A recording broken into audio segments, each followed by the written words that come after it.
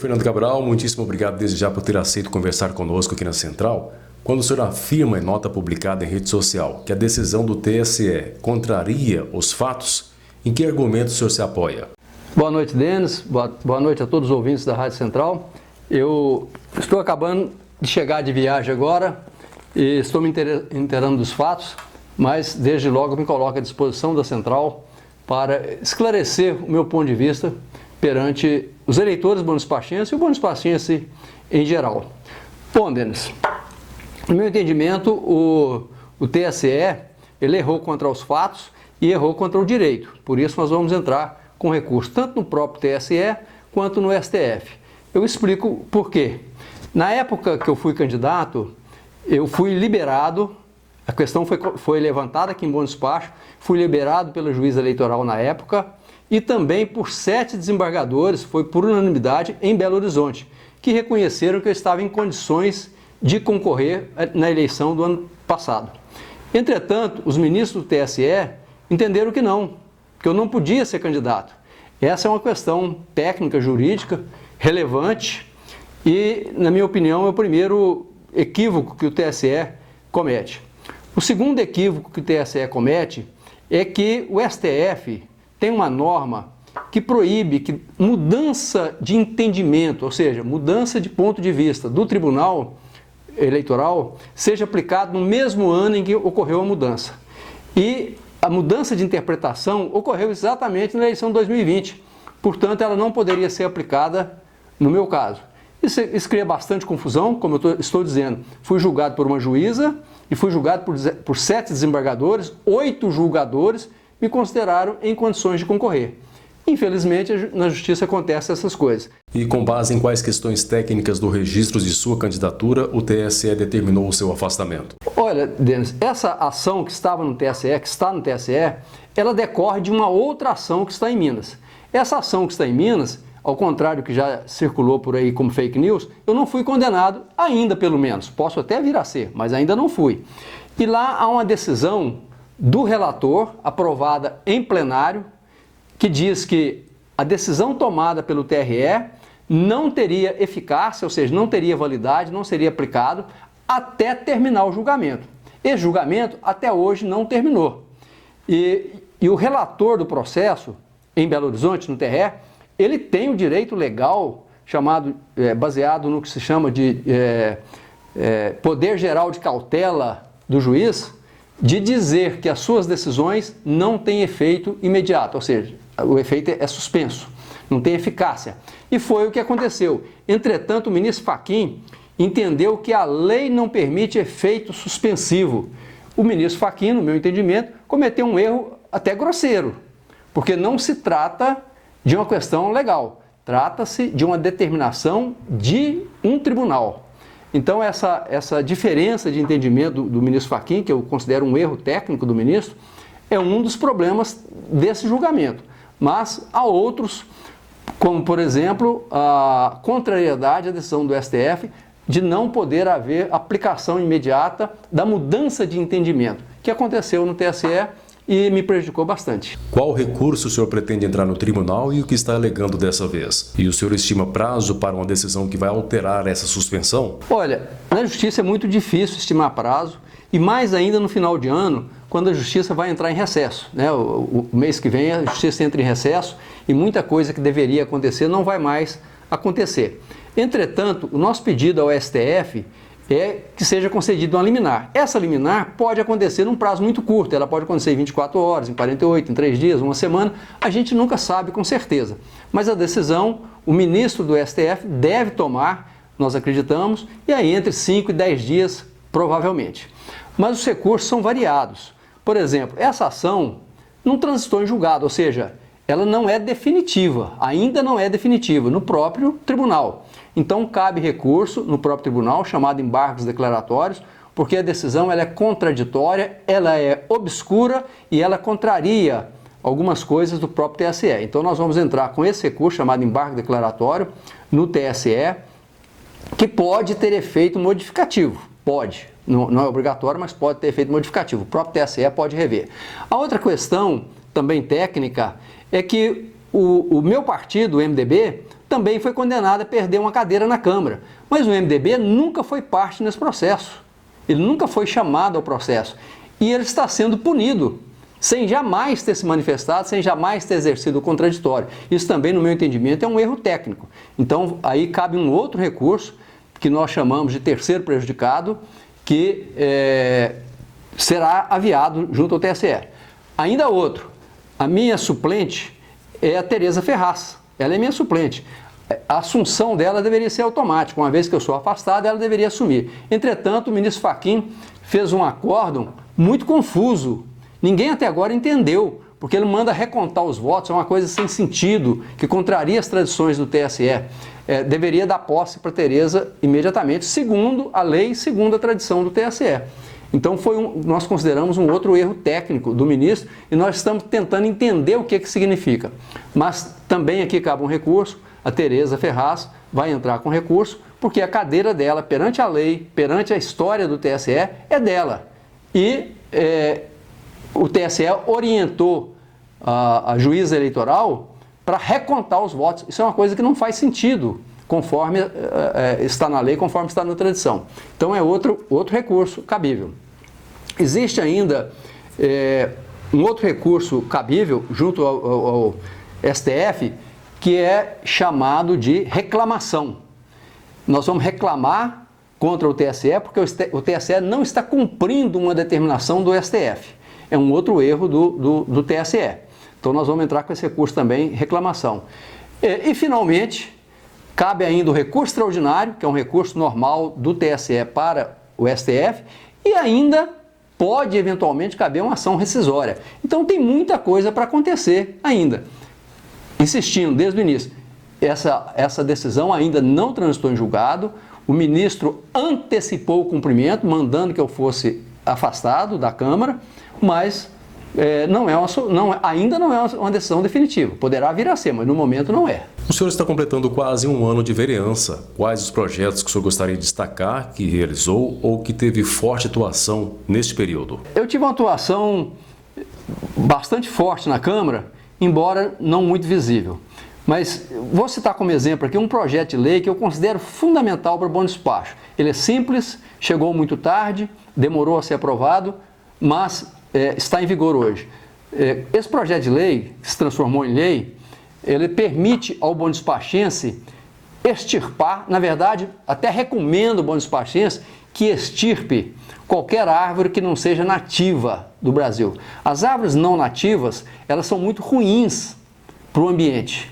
Então nós temos vários tipos de árvores que não nativas, como por exemplo, espatódia, é uma árvore muito bonita, mas não é nativa. Flamboyant é uma árvore bonita, dá flor, mas não é bonita. A espatódia, ela mata a abelha e ela mata a beija-flor, porque é venenosa. Ela é uma flor muito atraente, mas é muito perigosa. E atualmente, se o bom despachense quiser tirar uma árvore dessa, ele tem o maior trabalho, tem que ir na Secretaria de Meio Ambiente, a Secretaria de Meio Ambiente tem que mandar um fiscal no lugar, um biólogo para analisar a árvore, etc. Isso aí é contraproducente, isso aí não é defesa ambiental, pelo contrário, isso é prejuízo ambiental. Então essa lei que eu propus e que foi aprovada, ela permite ao bom despachense cortar qualquer árvore que não seja nativa, sem nem mesmo pedir licença à prefeitura, é automático. Então, qualquer árvore importada, por exemplo, mangueira é uma árvore importada, espatódia é uma árvore importada, essas árvores, de um modo geral, frutíferas, são importadas, elas não são nacionais, todas elas o cidadão vai poder cortar sem o aborrecimento de passar pela prefeitura e sem o risco de ser multado e até, como já aconteceu em Bom Despacho, uma pessoa ser processada porque cortou uma mangueira. Mangueira não é árvore nativa, mangueira é uma árvore asiática, ela veio da Índia para o Brasil. Ela é prejuízo ambiental. É útil, dá muita sombra, é bonita, dá fruta gostosa, mas não há sentido ambiental de defender essa planta. Qualquer um deveria poder, e agora pode, cortar essa árvore se achar que assim deve. Esse é um exemplo de lei. Mas também trabalhei bastante na aprovação de projetos de outros colegas e principalmente do prefeito. O prefeito precisa aprovar leis frequentemente para melhorar a situação do bom despachense. Então, por exemplo, eu votei na lei que permite ao prefeito ceder veículos, ceder dinheiro para comprar veículo para a Polícia Militar, fazer o policiamento rural. Isso é extremamente importante.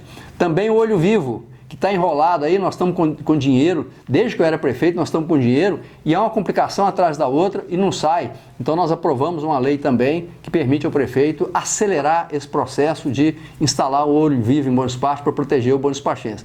No total, a Câmara foi muito produtiva esse ano. Nós aprovamos, eu acredito que algo em torno aí de 40 ou 50 projetos de lei. É um trabalho que a Câmara jamais tinha feito em toda a sua história, inclusive na época que eu fui vereador pela primeira vez.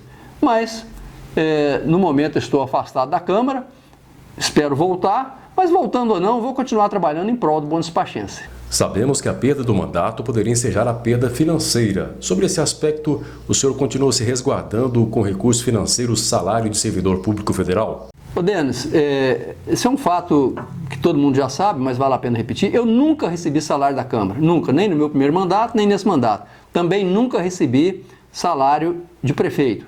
Nunca usei diária da Câmara. Eu nunca usei dinheiro público para absolutamente nada. Nem dinheiro, nem veículo, nem nada. Tudo que eu fiz em bom despacho, como vereador, como prefeito, eu fiz com o meu dinheiro. Isso é muito importante dizer. Não estou dizendo que é errado o prefeito usar uma diária, não estou dizendo que é errado o vereador usar uma diária quando viaja a serviço da Câmara, mas eu pessoalmente preferi não fazer isso. Nunca entrei num carro da Câmara, nem no meu primeiro mandato, nem no segundo mandato. Nunca recebi uma diária. Eu acho que isso é fundamental. Agora, o meu salário de servidor público federal, eu tenho direito a ele, porque sou um servidor público federal, estou dentro da lei, continuo servidor público federal, então não vejo nem como discutir isso. Mas o fato é que bom despacho, ao bom despachense, eu nunca custei um centavo, nem diretamente, nem indiretamente. De que forma o senhor acha que essa cassação poderá influenciar no seu destino político ou até mesmo nas pretensões futuras como prefeito de 2024? Ô Denis, ela tem uma influência imediata. É claro que eu fico triste, né? Eu gostaria de ver a justiça fazendo justiça, mas justiça, ao contrário do que muita gente pensa, né? Eu lamento dizer isso, ela não foi feita para fazer justiça, ela foi feita para dar uma solução aos conflitos existentes. Tinha um conflito aqui, ela está encaminhando uma solução que, do meu ponto de vista, não faz justiça, mas justiça é isso, né? Ela soluciona o conflito, ela dá uma resposta ao conflito, boa ou má. E a gente obedece, a gente segue o que a justiça determina. Agora, com relação ao meu futuro, essa ação não influencia nada. Eu fui afastado porque o TSE entendeu que eu não poderia ter sido candidato em 2020. Quer dizer, não foi por nenhuma irregularidade que eu cometi. Como eu já disse aqui antes, um juiz e 7 desembargadores entenderam que eu estava certo. Agora os ministros entenderam diferente. Esse desentendimento da justiça, ele é muito problemático para o Brasil e para o brasileiro, porque o brasileiro não consegue entender por que a justiça muda de ponto de vista conforme você muda de tribunal ou muda de juiz. Mas ela não tem nenhuma influência, absolutamente nenhuma, no meu futuro político.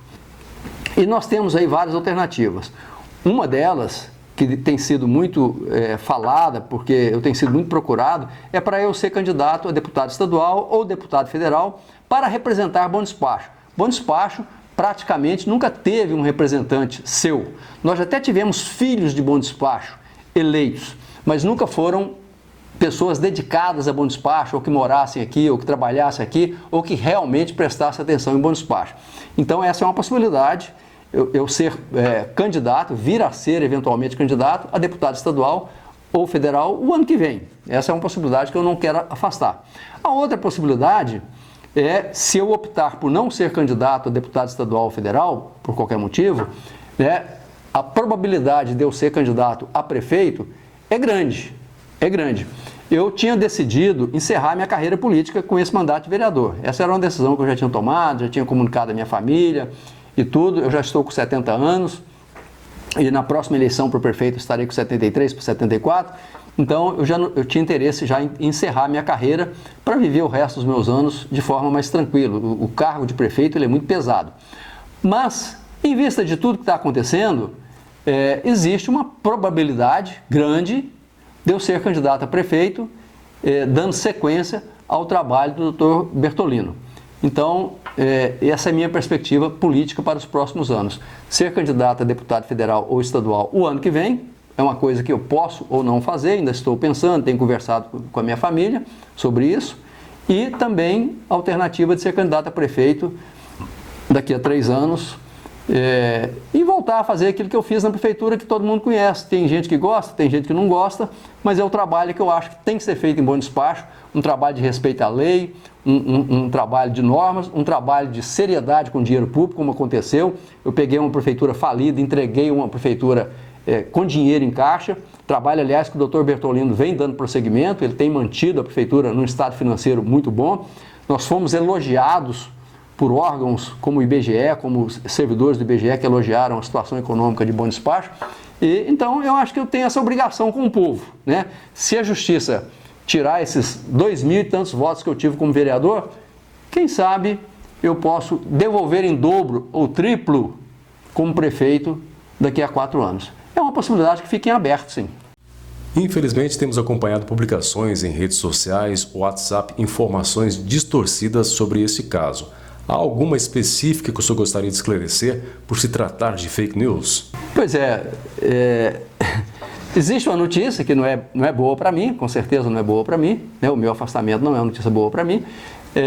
Isso agrada os meus adversários e desagradam os meus apoiadores. Mas o que acontece é que, além da notícia verdadeira, que é o meu afastamento, existe uma série de fake news que não é de hoje que está acontecendo. Na verdade, eu estou sendo afastado do meu mandato de prefeito desde 2016, que mexe e vira, circula o boato que eu fui afastado, que eu perdi meus direitos políticos, etc. Nada disso é verdade. Eu não perdi meus direitos políticos, pelo menos ainda não. Posso até vir a perder no futuro, mas hoje eu tenho 100% dos meus direitos políticos. Posso ser candidato regularmente ou ainda posso ser candidato regularmente. Eu estou apenas... foi negado o meu registro de candidato e por isso eu estou afastado nesse momento. Mas não perdi direito político, isso não foi nem sequer discutido. Então essa é uma das partes fake news, né? Eu não perdi meus direitos políticos. E mesmo que eu perdesse no processo que ainda existe no TRE, na próxima eleição, eu estarei com plenos direitos políticos de volta, porque eu já teria cumprido o meu afastamento. Então, esse aspecto do fake news eu considero muito grave. O outro aspecto são insinuações de eu fui afastado por alguma ilicitude. Não é verdade, não cometi nenhuma ilicitude, isso não foi tratado hora nenhuma no processo. O que foi tratado no processo no TSE foram 2 coisas. Uma, o TSE negou, me deu razão, que é o entendimento que eu deveria ter me afastado do TCU. Ora, eu estou afastado do TCU desde 2008. Isso aí o TSE reconheceu, né? E a outra parte é que eu não poderia ser candidato em 2020. O TSE deu razão para o meu adversário, para a minha adversária, né? Para as pessoas que estão contra mim. Mas, como eu disse, é uma coisa que nós ainda esperamos mudar. Mas se não mudar, paciência, vamos cumprir o que a Justiça determinar e na próxima eleição estamos aí de volta para saber o que pensa o povo. Porque em eleição, Denis, quem deveria dar a palavra final é o povo. Não são 7 ministros de Brasília, mas, de novo, a lei é a lei e nós cumprimos a lei e cumprimos as decisões judiciais. O senhor afirmou em nota que vereança é um adorno e não um título necessário para se fazer o que é preciso pela cidade. Nesse sentido, quais os principais projetos e prioridades da população que o senhor vai abraçar e defender a comunidade a partir de agora? Ô Denis, primeiro é verdade, você não precisa ser vereador para ajudar a sua cidade, para contribuir, etc. Com a minha experiência política, conheço muito deputado estadual, conheço muito deputado federal, conheço senadores, etc. Vou continuar trabalhando junto a eles para que, em primeiro lugar, coloquem dinheiro em bom despacho. Nós precisamos sempre de dinheiro para ajudar a Santa Casa, para ajudar o asilo, para ajudar a APAI, para asfaltar mais ruas, para fazer mais pontes, etc. Vou continuar trabalhando nesse sentido. Vou também continuar contribuindo com o prefeito nas análises críticas que eu faço. Eu não faço análise crítica na Câmara do prefeito porque isso é inócuo, isso não dá resultado. O que eu faço é observações que eu levo a conhecimento do prefeito ou do secretariado para que eles possam melhorar a cidade como precisa ser feito, né? Eu entendo as limitações Às vezes falta dinheiro, às vezes falta tempo, às vezes falta gente, mas na medida do possível eu levo essas coisas ao prefeito ou ao secretário para que eles melhorem a vida do bom despachense. Também, Denis, eu, muito antes de ser prefeito ou vereador, eu fui um grande defensor do esporte em Bom Despacho. Como prefeito, defendi muito o esporte, todos os esportes em Bom Despacho. E agora vou continuar até mais, porque eu vou ter tempo de fazer uma coisa que há muito tempo eu não tinha, que era praticar meus esportes, né? Eu gosto de natação, gosto de corrida, gosto de aventura, gosto de atravessar montanha, gosto de fazer escalada. Eu tenho muitos gostos variados por esportes. Vou me dedicar um pouco mais a isso, vou ter tempo de me juntar aí aos ciclistas, me juntar aos corredores de novo, etc., né? E participar mais efetivamente da promoção do esporte, porque eu acredito no esporte como meio de melhorar a qualidade de vida e a saúde das pessoas.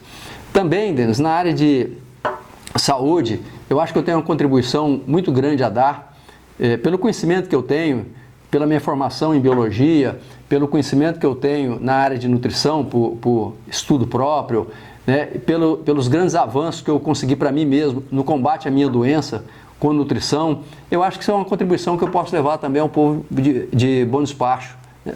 E talvez, quem sabe, voltar a fazer uma coisa que tem muito tempo que eu não faço e eu gostava muito de fazer, gosto de fazer, mas fiquei impedido.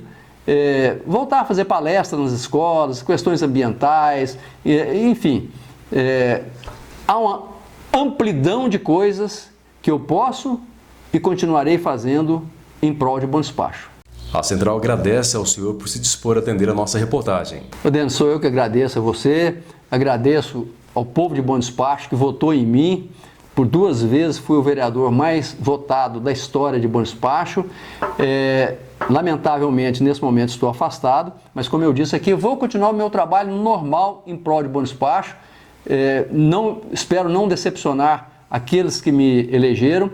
Espero também não decepcionar aqueles que, embora não tenham votado em mim, reconhecem o meu trabalho na Câmara e na Prefeitura. Continuarei me dedicando à cidade. Aliás, é um outro boato que tem por aí, que eu me mudei para Brasília, né? Hoje eu estou aqui inaugurando a minha casa nova, né? Acabei de mudar para cá, a casa está ainda sendo montada, porque eu pretendo assentar, e já não é de hoje, desde 2000, que eu pretendo assentar minha moradia definitiva em Bom Despacho. Então, não tenho intenção de ir para Brasília, provavelmente não irei. Posso passar uma temporada lá, como posso passar uma temporada em Bom Despacho ou Belo Horizonte, etc. Mas minha casa é aqui, minha casa é Bom Despacho. Estou aqui, ficarei aqui junto com o povo de Bom Despacho. E quem sabe, para em breve, fazer nova campanha política para deputado ou, quem sabe, para prefeito. O futuro nos aguardará. São possibilidades que eu gostaria, desde agora, compartilhar com o povo de Bom Despacho. Sou potencialmente pré-candidato a deputado e também sou pré-candidato a prefeito. Mas isso é uma coisa que nós vamos tratar com calma, depois que eu acertar com a minha família. Nesse meio tempo, eu vou dar uma descansadinha, mas continuarei na batalha.